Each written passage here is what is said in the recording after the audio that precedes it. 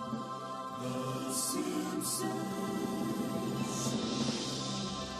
Hello, and welcome to The Simpsons Countdown, the podcast where we go back to the beginning and watch all of The Simpsons to trace its creative evolution and pinpoint the exact moment in which the show began to, for lack of a better word, suck.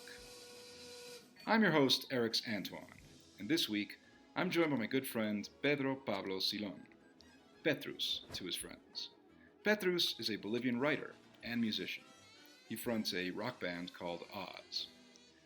In this, his first appearance on the podcast, we are discussing the episode Homer's Odyssey, which originally aired on January 21st, 1990. It's a rich discussion in which we go into what some of our favorite gags are and what the episode's importance is in establishing certain elements of The Simpsons canon. We also touch upon political correctness and the issue of context when applied to humor, as well as granting a historical perspective to works of art created in a different age. And that's where I think the real meat of our discussion lies, and what makes this particular episode of The Simpsons Countdown really worth digging into.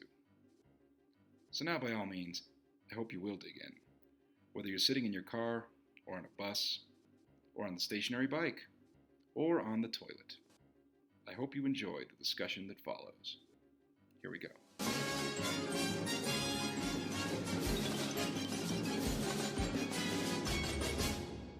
So, how you doing today? I'm great. Thank you for having me. This is going to be fun, I think, talking about The Simpsons. Yeah, I think so. This is the not the very first podcast I'm ever doing, but it's sort of the first one I'm doing in this way. Okay. Like actually having a friend over here in person. That's my privilege. It's your privilege. I hope you enjoy the privilege. But it's cool to have you, Petrus. So thanks for coming. So we're here talking about The Simpsons. Yeah, the very first season, third episode ever to be released. Yeah. And I think it's interesting. There's a few things, worth mentioning. First appearances for a few main characters, like Smithers. He looks African American in this one. Yeah, that was a strange thing that they came up with because, well, they didn't come up with it, but I think this whole first season is just really wonky in terms of the animation. Yeah. And they were doing the animation, it was done through different companies, Mm-hmm. and I think a Korean company handled it overseas, maybe the final touches and color correction or whatever it was. So for whatever reason, they made Smithers black in this But he one wasn't episode. supposed to be black. Right, it wasn't supposed to be, and wasn't certainly, that was not the idea. And then when they got the animation back, he's just in like one shot, so I guess they figured, fuck it. And they especially decided, I think at that moment, because maybe they said, well, he could be black, you know, but then somebody, I think, behind the scenes was like, He can't be a suck-up to if he's black. Right, it would just be it could be inappropriate in this modern day and age to have a very servile black character. It would not strike the tone they were going for with that character. So but they didn't know he was gay back then. No, I don't think they did. No, there's an episode later where Burns is like crying. I think it's the one where they cut off the head of the statue, and Burns is crying, and Smithers like blows his nose for him or something. But yeah, I don't know when they began that whole thing of Smithers being gay and specifically in love with Burns. Yeah. But yeah, certainly not at that point. That wasn't. Yeah, because it's like his devotion turns creepy at some point. Yeah. I think, but it's an interesting choice anyway. Yeah. There's other characters. I think it's the first significant appearance for Burns. First bit of dialogue. I think that's you can actually see the character a little bit more. Yeah, it's more developed because in the Christmas episode he appears in just one scene, and it's when he's canceling the Christmas bonuses, and you just see this one thing. Anyway, the thing is, I think they're establishing the characters, even the dynamics between the characters. They're getting to know each other. They don't really know where it's going to take them. I think many of the characters you see are not in the same place, and they don't have the same kind of voice, the same kind of personality they're going to develop later on. But it's interesting to watch because of that. And there's other characters like Sherry and Terry, the first sequence on the bus going to where are they going? They're driving around. It's a school field trip. They end up going to the power plant. They go to the plant, but before they just drive around. Right. Supposedly taking a shortcut, but going through the city. He's not. Yeah. So he's a funny character, and so it's Otto's first appearance. Sharing Terry. Smithers, Black Smithers, and the three-eyed fish. And the three-eyed fish, that's right, makes a little cameo. They go shot inside the power plant, and you see the fish come out of the water, pop out for a bit. Yeah. And it makes you wonder how many of these things were just gags, and then they sort of like the three-eyed fish thing, which they actually built a whole episode around that. Of course. But second season, the second season. So I would wonder if like they knew that or whatever. This was the first episode. You were speaking to me about it earlier. This was actually the first episode written. Yeah, that's what I read. And it wasn't, but it was the third one to actually air right after Christmas Special and Bart the Genius, and then this one aired. It was the third episode to air. It was actually the first episode that I watched. I'd seen the Christmas Special, and then for whatever reason, I missed the very first episode that aired. And when this one aired, I was aware of it, and I watched it. So it was the first regular episode of The Simpsons that I watched. And I remember thinking it was interesting at the time, being kind of... Maybe you were a kid. Yeah.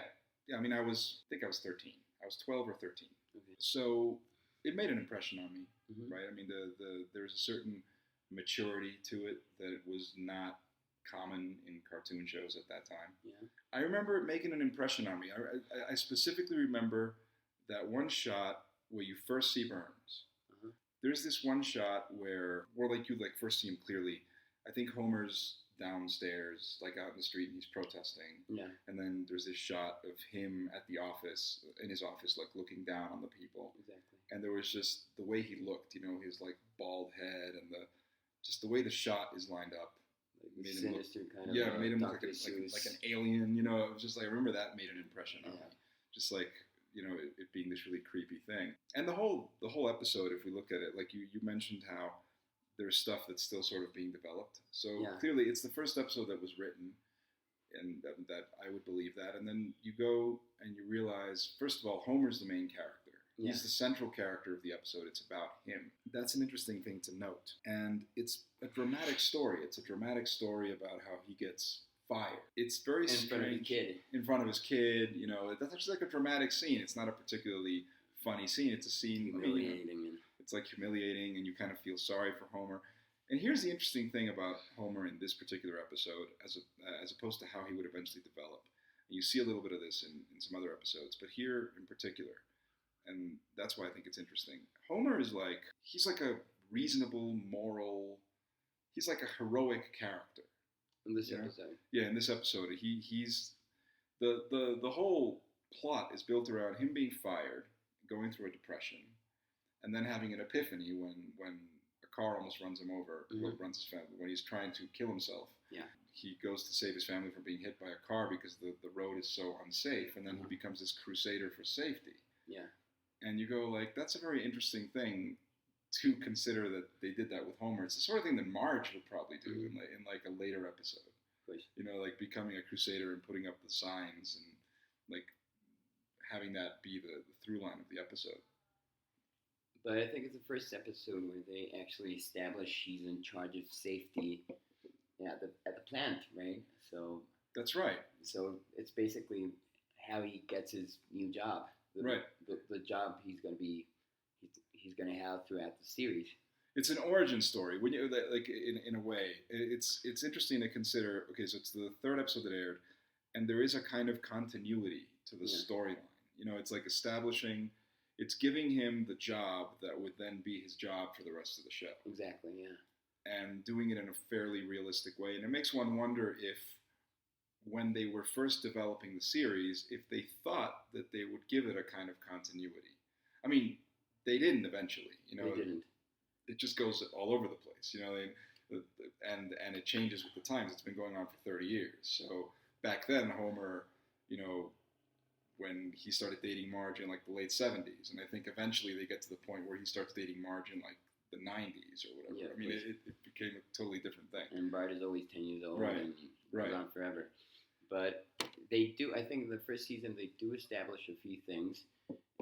even in terms of origin stories, which have they have a few more episodes of like that over the years, like how Maggie is born, how she's conceived, or how Homer and Marge meet back in the 70s or whatever. Right. But they do establish those things at some point, and in this case, I think it's basically how he gets his job, the one you're going to be seeing throughout the series, and that's interesting.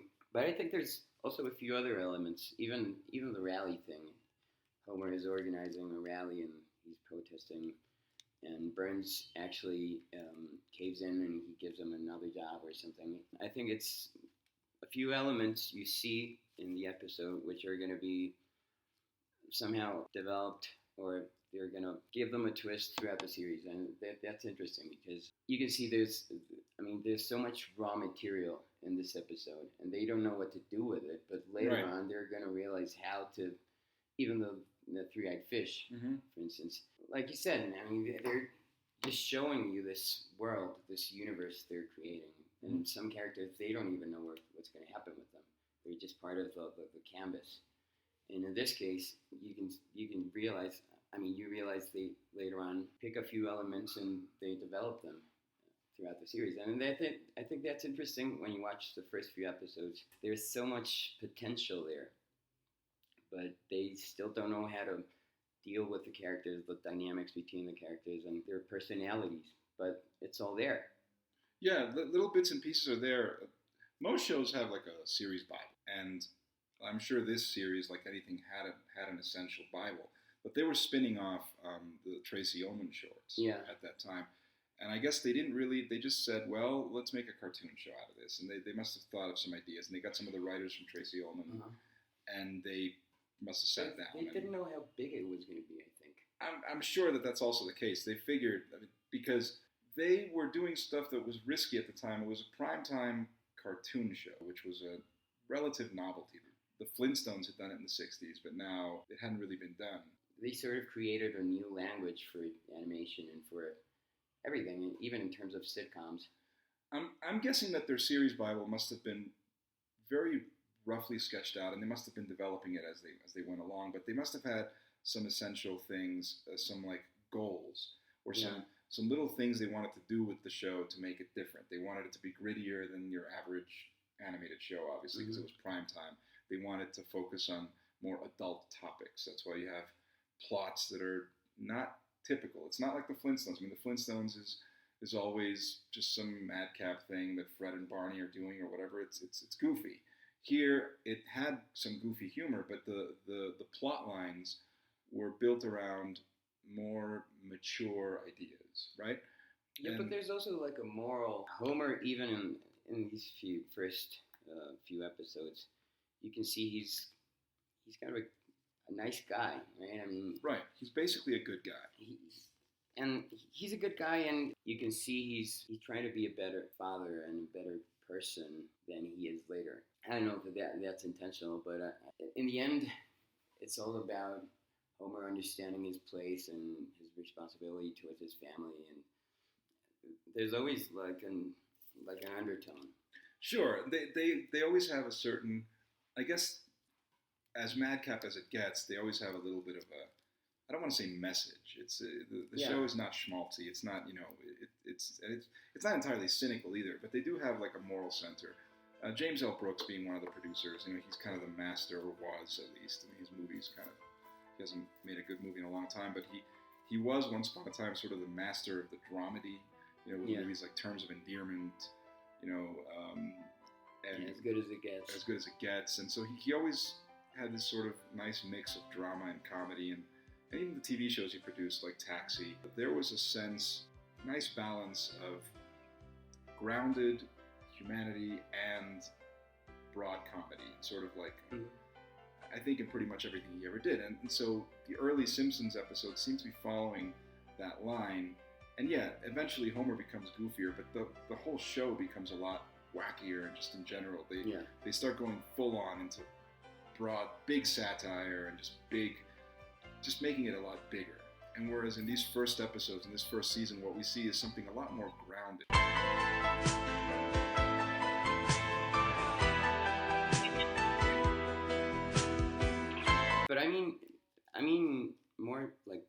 character's personality, and he's grounded in terms. I mean, he's grounded morally. Yeah. Not necessarily what happens, because you have some really wacky scenes in the first season. Mm-hmm. Stuff that you can't really explain in terms of logically. But it's not so much what happens to the characters; it's more their own reaction to the events, right? And I think it happens with The Simpsons. By the end of the episode, Homer sort of learns something where he tries to be a better dad or something, which of course doesn't happen with a character like Peter Griffin. Right. He doesn't learn anything. There's Family Guy essentially took the Simpsons template, and I think very deliberately.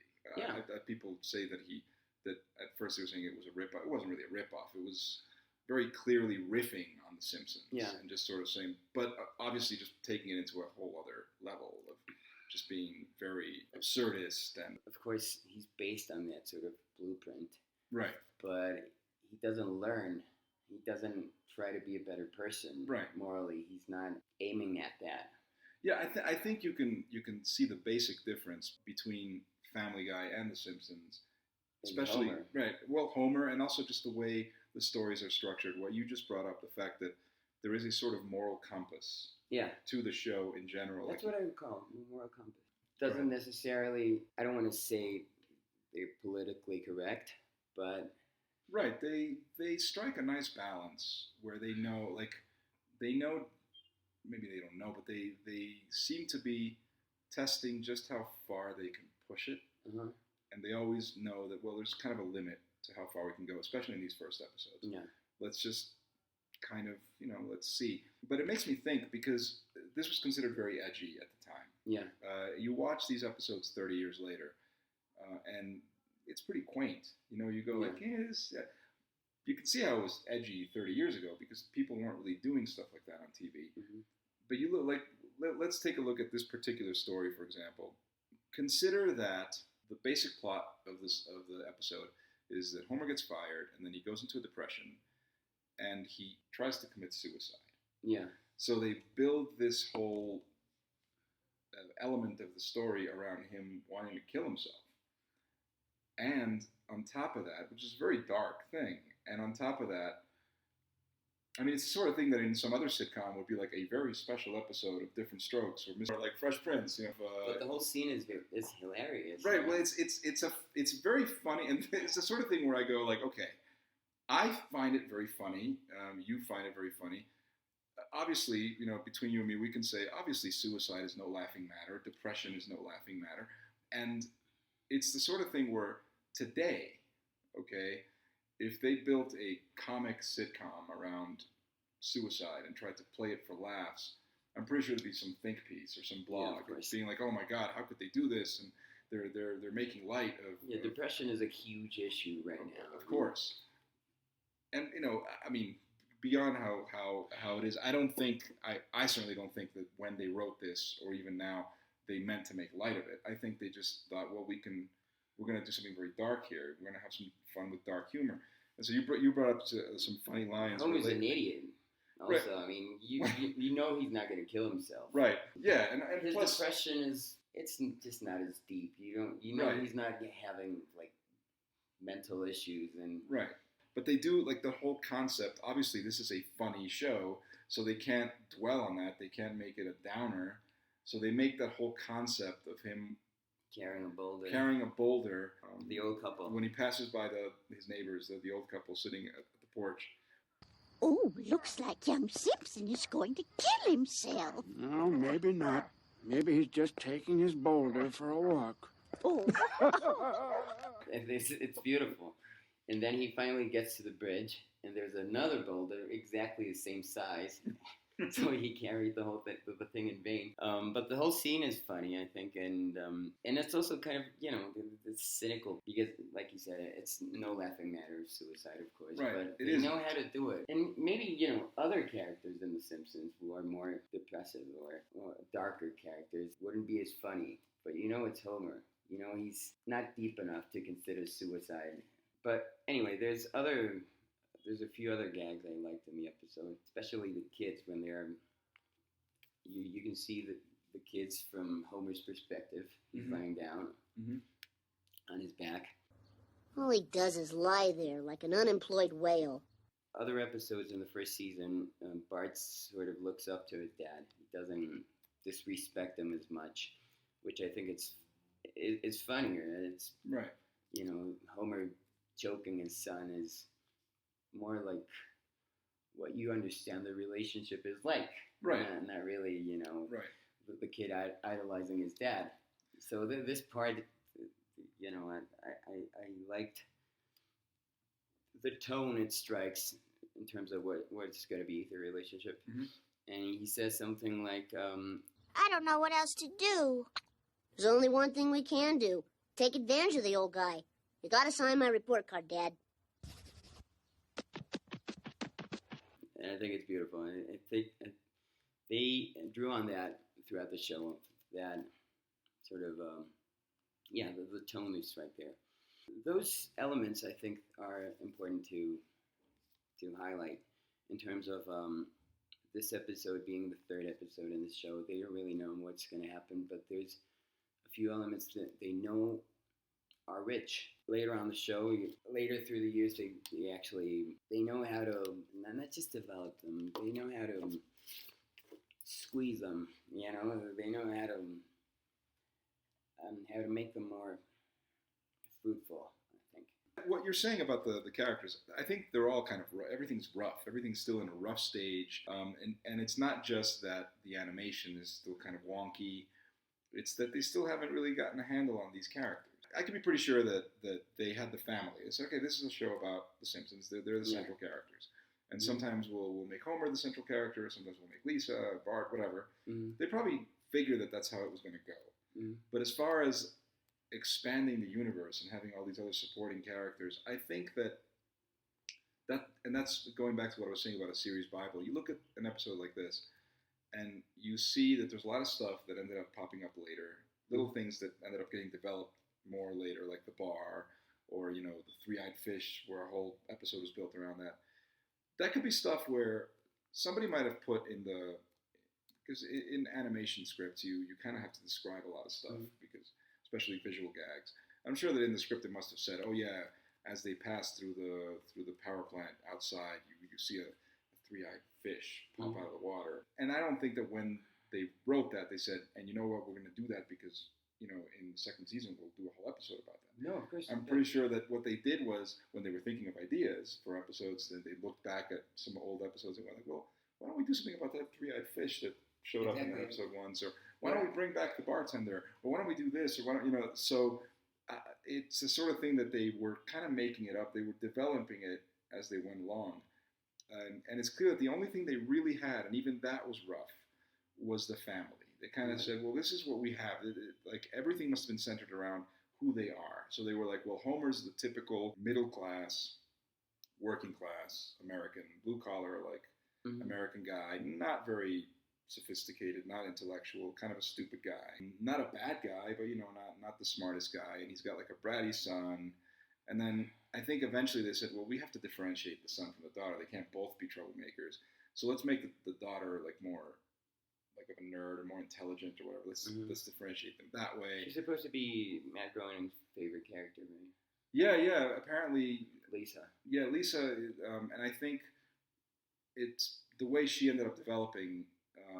It speaks to in a prior episode of my friend Jason, we talked about this, and he basically said that how Lisa is sort of the voice of the writers, because, you know, this is a show made by lefties, you know, in the 90s, and so they had very specific views, and they wanted to communicate some of those views in their show, and I think the character that most kind of comes to globalize that is Lisa. You know, she's intellectual, she's for social justice, she's smarter than anybody else in the show, she's, you know, and definitely it would make total sense if she became Matt Groening's favorite character, because maybe she is Matt Groening in a way. You know, it's who he identifies with in terms of his political views and his social views and all of that. So that would make total sense to me. They're creating this whole new world, and these characters, this town they end up creating. Maybe Bart's teacher or Mo, Mm-hmm.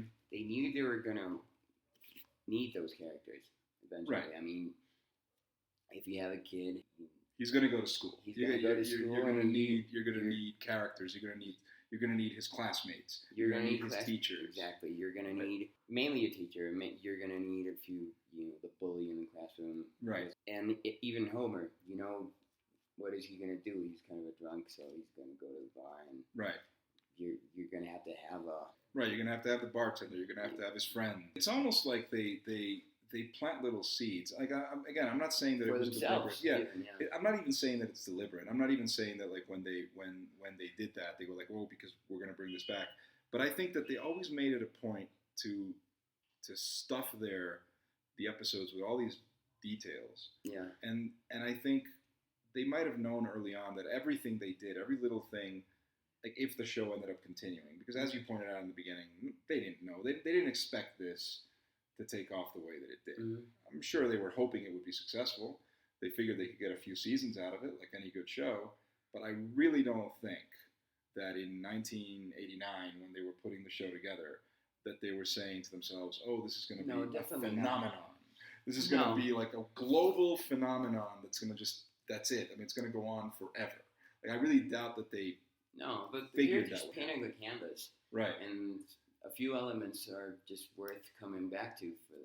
Right. But they don't really know what those elements are going to be when they, when they create this little fish, and they do all these little gags. And I guess it is a point of when they're thinking of story ideas is when they go back and they look at all the little details. They'll take, like, remember that one little character that we had in that one episode? It was this gag, this throwaway gag, whether it's the fish or whether it's the old guy or like whoever it is, like any little character that was something, you'll notice that after having when you have 700 episodes, like eventually you start to figure out where to get the ideas from. And I think that one of the reasons why it was able to last so long is because it was so rich and so packed with details, where they could take one throwaway gag from some random episode and just build a whole story around that because they had all these details.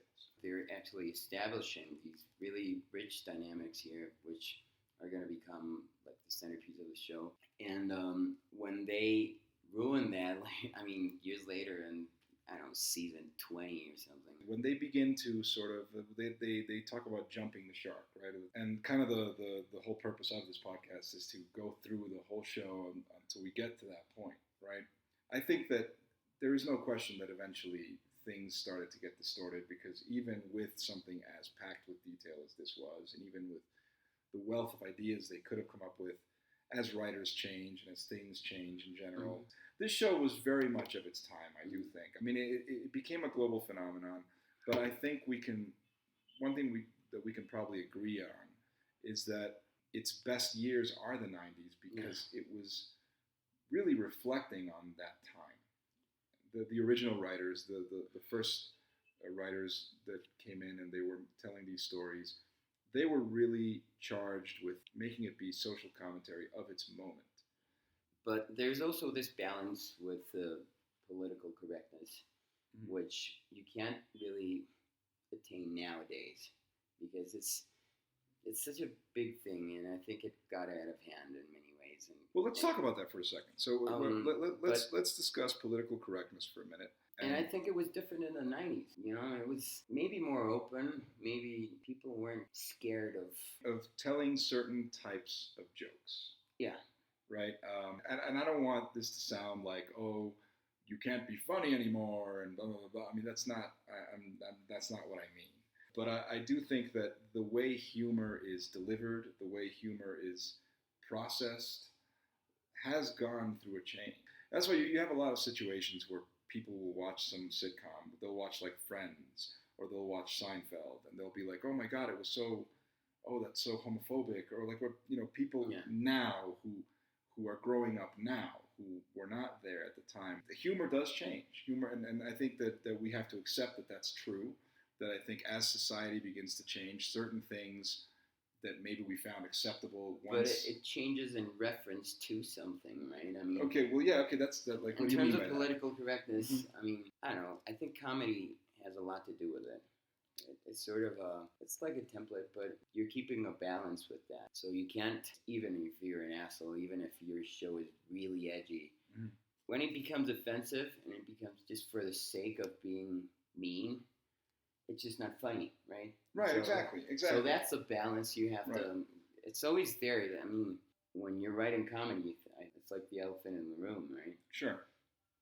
You can't ignore it completely. But of course, I mean, nowadays it's become such a huge thing, and people really don't know how to deal with it because sometimes it's just, I'm not going to say it's excessive because politically incorrect. To say it's excessive. For me, it's about context. Mm-hmm. Because I do think that what ends up happening in a lot of the discussions that happen about comedy from 20 years ago, whether it's The Simpsons or Friends or Seinfeld, one thing that ends up getting lost in that discussion is that the context behind the jokes. Mm-hmm. And you have to see where these things are coming from, where these criticisms, where they're framing these arguments from, like where that's coming from. Yeah. Who is the person who's putting that argument out there? It's very difficult. When you think about it now, like if now it's all about Twitter, like all it takes is one person tweeting one thing, like the one person that has some level of influence, a certain number of followers. And it's a snowball. Right. And it could be a nobody or it could be somebody, a celebrity, but the point is that it could be somebody who basically just happens to watch an episode of The Simpsons or whatever from like 1990 and notices one joke that happens to offend him or her, like at that moment. Mm-hmm. Maybe because at that moment they're going through something, and so they're sensitive to something, and so they get offended by one particular gag or one particular joke, and now they reframe that and say, well, this joke is offensive, and they put it out there, right? Like, this is not the time to talk about it. We will eventually get to it when we get to an episode that's more relevant, but it's like the whole Apu thing, and I'm not the person to discuss that because I am not Middle Eastern, and it really is not my place to like decide if that is offensive or isn't. It's not offensive to me, but it's not my culture, so I can't speak to that. But in any case, just you take one particular joke from The Simpsons that might not fly. Bringing it back to this, it could definitely happen that somebody, because Homer's Odyssey, this episode is not one of the most classic or one of the most famous episodes. It's, I mean, certainly of the first season, it's the one I least remembered, and I'm sure that I'm not alone because it isn't a particularly great episode. It has some interesting elements, but it is a little bit slow paced and whatever else. But in any case, it's not one of the classics. So somebody takes like a joke. So let's go back to the big centerpiece of this episode, which is Homer wanting to kill himself. Mm-hmm. Like that being like the second act, like turning point. Somebody could be like, this is making light of suicide. Somebody could say that. Somebody could interpret it that way and tweet that. And then, boom, then you have this whole controversy built around the fact that The Simpsons made light of suicide, made light of depression, made light of these things. Yeah, but that's also anachronistic, right? I mean, you can't really judge a show by something that was done in 1990. Well, it very much annoys me when somebody makes a huge deal out of, like, picks up an episode of something from, 1990, like a comedy show, and points out some joke that maybe wouldn't fly today. I think that... But even American literature from, 19th century, and I don't mean like stuff like Birth of a Nation, right? Which racist. Is, but even something like Birth of a Nation, like you have to understand the context, right? And there's value in discussing that from a cultural perspective, in discussing the history of why that film was made, the fact that it was a huge hit, the fact that all these things are worthy of discussion. They study those films in college, and they should. And it's the same for Eddie Murphy, his comedy specials. There's jokes he made that he would never make today. He's a different person today. And he would even say in an interview, look, I was a different person back then. I made fun of gay people. I shouldn't have done that. It was wrong of me to do it, but I did it then. I did it like 30 years ago when that kind of humor was going on. And it's not something that I approve of today, but we have to look at the context of the time. But I'm not even, that's not even what I'm getting at, because obviously, yes, when we're talking about how humor changes, there are things that we might have considered acceptable once upon a time, whether it's, gay jokes or racist jokes or however you want to look at it. It was definitely, there was a time when it was widespread and people could just make jokes like that and it was acceptable. And obviously today it is not, and we know that. But I think what's important in this case is that people intend to be racist when they were doing this? I mean, was it part of their objective? I think Birth of a Nation, of course, they were. It was racist. Of course. It doesn't matter when it was made. Right. I mean, Birth of a Nation is based on a novel called The Klansman, which essentially paints the Ku Klux Klan as a heroic militia. That was always racist. Yeah, it was right? absolutely the context in which it was made. It was absolutely racist. Okay, so Griffith makes Birth of a Nation and bases it on this best-selling book. It's a huge blockbuster hit. The way lore goes is that he didn't realize, as far as he was concerned, he was adapting this great book. So the movie comes out, and of course, it's a huge hit. But obviously, you know, the black community of the U.S. and the world sees it for what it is, which is this horrendously racist piece of work. And he's obviously criticized for having made the film, even though it was a success and whatever else. And I think it was one of his collaborators, one of the actress, I believe was Mae Marsh, basically said, yeah, no, you don't realize what you've done. I mean, this really is, really look at this movie and you'll see that this is, what this movie is saying is deplorable. And that's why, like, his next film was a movie called Intolerance, which is about, you know, discrimination throughout history, right? And so it was his way of apologizing for Birth of a Nation. And Intolerance was a huge bomb, which essentially ended his career. But my point is, this kind of stuff, the whole like thing about being PC, telling inappropriate jokes, it's not new. I mean, we've always had these discussions. Like going back to like for a second, like Eddie Murphy, for example. Even then, like a sector of the community did point out that those jokes were bad. So it's very sexist. It's very homophobic. It's this and that. And so he was criticized for it even then. Yeah. But just the cultural context was different, so people would, I guess, brush it off more easily back then. Yeah, and maybe he wasn't trying to be homophobic. He was just trying to be funny. I wouldn't say so much that he wasn't trying to be homophobic. It's more like he wasn't intending to be hurtful.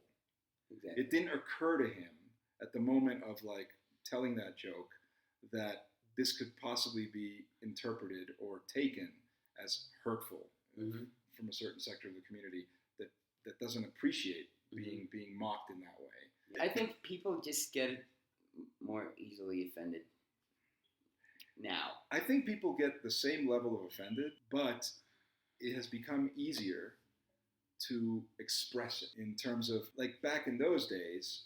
So in the early 90s, you know, there was an internet, but it wasn't, you know, like it is today. And obviously there was no social media. It didn't work that way. And so all these discussions that people have now on Twitter were just discussions that people had in private, you know, in their homes, or they had them at the office or wherever else. But before you didn't somehow, you don't get to get offended. You didn't get to get offended before. You realize this word, it may be offensive because I'm gay or because I'm black, but I'm not going to make a scene right now. Right. No one's going to really... Well, let me address that for 1 second. I mean, I do think, I get what you're saying, and it's true. I do think that in some cases, though, that was people repressing. They're right to be angry about it. You know, like the fact that, like, look... Maybe they didn't even know they had the right to be angry. Right. Or just that, you know, they're at a bar or wherever they are and they hear some joke that is deeply offensive and they do nothing. You know, they do nothing but maybe shoot somebody a dirty look. You know?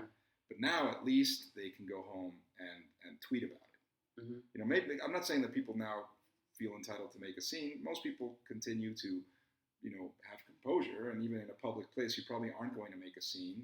You'll probably just shoot somebody a dirty look and be like, I can't believe that motherfucker just said that. And then you'll go home and at least you'll be able to vent it on Twitter. You'll be able to say, look, I was at a bar and this motherfucker told this ridiculous joke and this is what he said, and boom, and then all of a sudden you'll have everybody retweeting you, and then you have this huge thing that happens, right?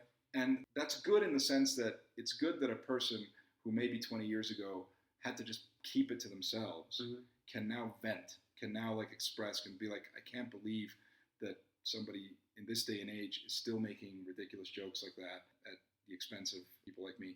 But you have the other extreme where it's something where one person can interpret something.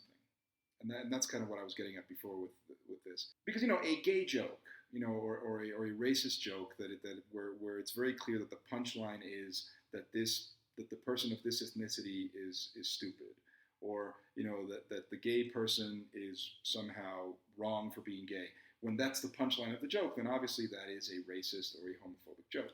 But when you just take something like in The Simpsons, when you just take something where, oh, Homer is going to kill himself, and the neighbors make a joke of it, and it's this whole sequence of funny events surrounding his suicide, and even the whole thing where like he's writing his suicide note.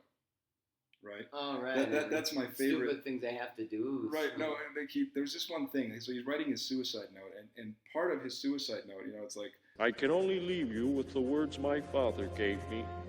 Stand tall, have courage, and never give up. Like he's actually saying never give up, and like it's in his suicide note. Like that's like my favorite gag. That's my favorite gag in the whole like episode, and it's one of my favorite gags of The Simpsons. But somebody might watch that episode, and for personal reasons, it will resonate with them, and they will feel offended. Okay, it's like, for example, let's say that in my family I've recently had a loved person succumb to cancer. Then obviously, if I watch a movie like 50-50 or something, it's probably gonna affect me. I shouldn't be watching this movie, or if I have a family member who's suffering from Alzheimer's, and I watch, what's it called, Still Alice with Julianne Moore. That movie might affect me in a deep way more than you should know, right? I mean, sure. What I'm getting at, first of all, I don't even know that a comedy series, like a sitcom today, would have an episode where the central character is considering suicide, and they do it in a funny way. Like, I don't know, certainly not a mainstream sitcom.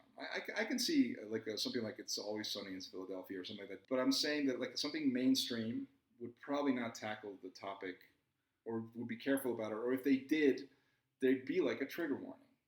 If this episode were to air today, maybe there would be like this thing at the beginning where like the following program features suicide and so it would just be there so that you as a viewer could change channel and be like, I'm not going to watch this. But okay, fine. And that's stuff, you know what? Like, I think that's good. That's good, and I understand. But, right. I mean, sometimes cultural cliches are not as offensive, because, I mean, it's the same with us. I mean, someone making fun of us because we have llamas or whatever. Right.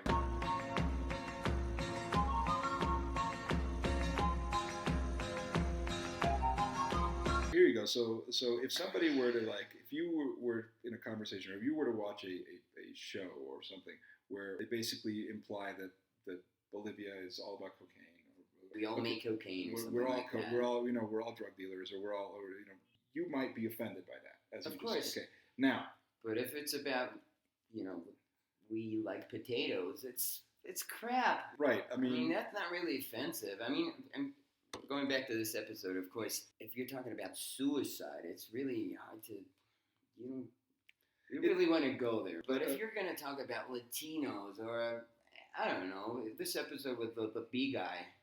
Right. Well, that whole character is a parody of Chespirito, right? So yeah, but it's funny. Come on. It is funny. I don't feel offended because he speaks Spanish and he's an idiot. I mean. Right.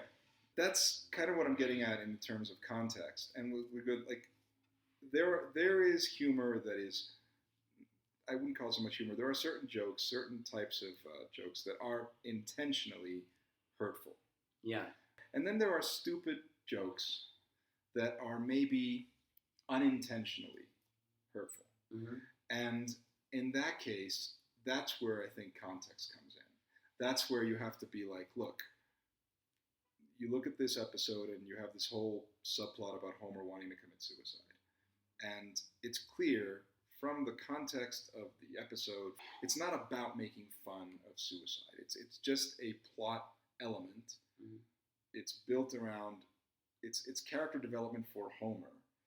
It's just putting him in a situation, finding a darkly humorous way of putting him in a situation. It's all about having an excuse for him to almost get hit by a car, for him to realize that road is not safe. Right. It's not about that. Right. Basically. So it's not about suicide. So it's not making fun of suicide. Exactly. The episode's not about that. It's just a plot point. And he doesn't actually kill himself. So it's not. But in this case, it could be offensive because you're actually tackling this topic, right? Right. But sometimes people get offended anyway. So that kind of thing, that's when I mean people are more easily offended nowadays. Even if it's something, trivial and no one meant any offense. Right. And that bugs me, And that happens with comedy because we just become so scared of offending people. You just become scared shitless all the time of telling jokes. Jokes which might be edgy, which might be fun, or which even might make you reflect on something. Because sometimes when you're edgy and you're making a joke that's not PC, it allows you to actually think about something. Right. Well, a lot of the jokes that are sometimes criticized for being non-PC or inappropriate or whatever, the purpose of the joke is to bring light to a topic. Exactly. It is to actually make you talk about that. A joke about homophobia might not be a joke at the expense of gay people, might be a joke to make you reflect on the reality. And so it's all about, okay, so how do you do that? And the really good comedians are the ones who are able to do that. Mm-hmm. I'm pretty sure that they all intend to do that. I'm going to give the benefit of the doubt to most people, and I'm going to say that most comedians who go out there and they tell jokes, and some of them are touching on dicey topics, their intention is always to try to shine light on the topic. Like Dave Chappelle. Dave Chappelle. But the ones who really do it well are people like Dave Chappelle or, Louis C.K. or Bill Burr, etc. And it doesn't mean they're trampling all over like PC. They're trying to bring light. They're trying to bring light onto a topic and trying to discuss it and doing it in a humorous way. Yeah. Not by making light of it, but by just bringing it out. Mm-hmm. Into the open and using humor because humor gets attention. Mm-hmm. So if you're doing it with humor, then you're being entertaining and I'm going to pay more attention to you. And then after you've said what you've said, I'll think about it. And I'll be like, okay, this is what you're really trying to say. And so you made a joke and you used inappropriate language and you use all these things. And so in context, I will analyze it. And I think that that's what sometimes gets lost in these discussions. Mm-hmm. A lot of the humor from these old shows, from shows like Friends or Seinfeld or The Simpsons, that are criticized for certain things, I think people are missing that those jokes weren't, like a joke about homophobia is not a homophobic joke. Mm-hmm. A joke about homophobia is a joke that's trying to bring attention to that. And I think sometimes that gets lost. A movie with racist characters in it mm-hmm. that behave in a racist way and say racist things is not a racist movie. It's a movie about racism. Yeah. And so it makes sense that those characters would speak that. Like calling Michael Fassbender a racist because of his role in 12 Years a Slave. To be fair, no one did that, but they have sometimes accused other filmmakers and other actors of that due to excessiveness or whatever it is. And I think that that's what gets lost in discussion. That's why, like you brought up 19th century literature, like Huckleberry Finn. Yeah. Right? Some schools wanting to ban it because of some of the language that's in that book. And again, I think, that's a very important book. And I think that book could be used to actually teach about a time in history. And so as long as, if you have the right people who are discussing these books and teaching them to their students and saying, you should read this book and you should read it knowing this context, understanding this. If you just wash everything and just, or whatever, and you try to change it, right. So it's more acceptable to today's perception. Change it or ban it. It's stupid. I mean, you're not respecting a work of art, which was released in a certain way at some point. Adding stuff and changing the context and reinterpreting the message, I think that's very dangerous. It reminds me that after 9/11, I mean, they did some things. Like there was the trailer for the Spider-Man movie that hadn't come out yet. Yeah. And the original trailer had this helicopter being trapped between the Twin Towers. And okay, that trailer was removed from rotation, obviously.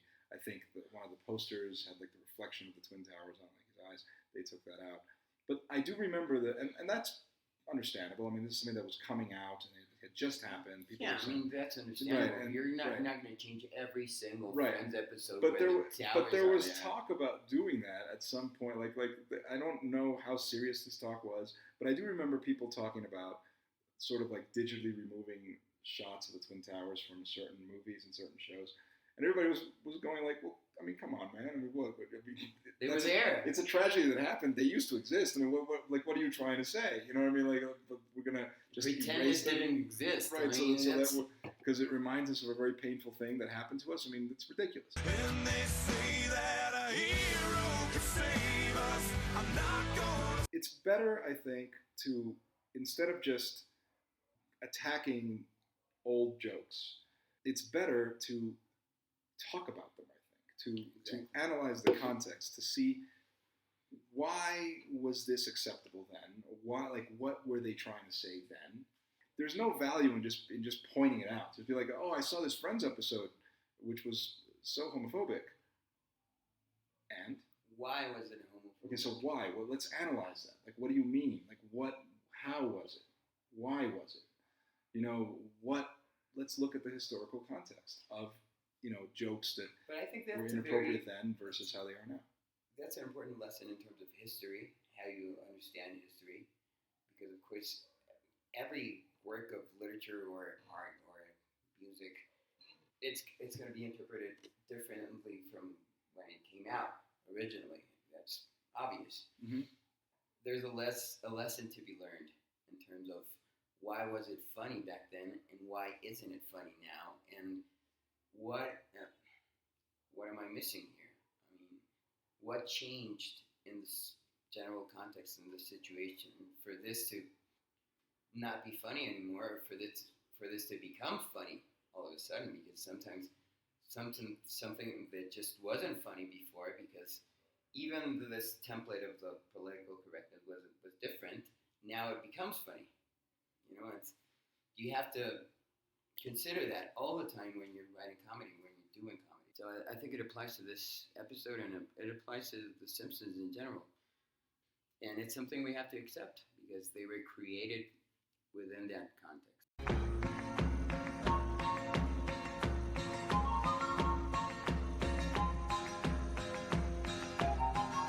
Well, thanks, man. This was a good talk. Yeah. It was great to have you here speaking about this. And I guess we're done. It was really fun.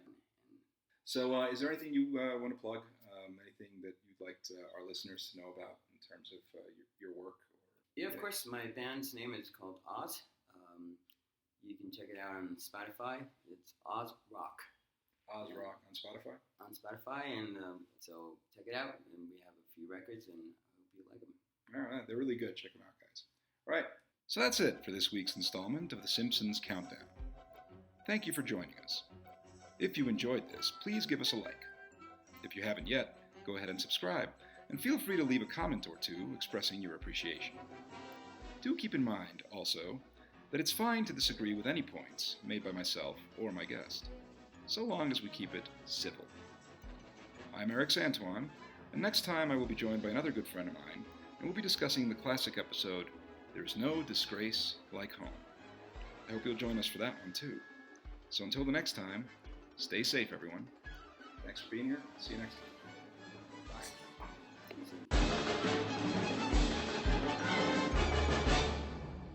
I like you, Tony.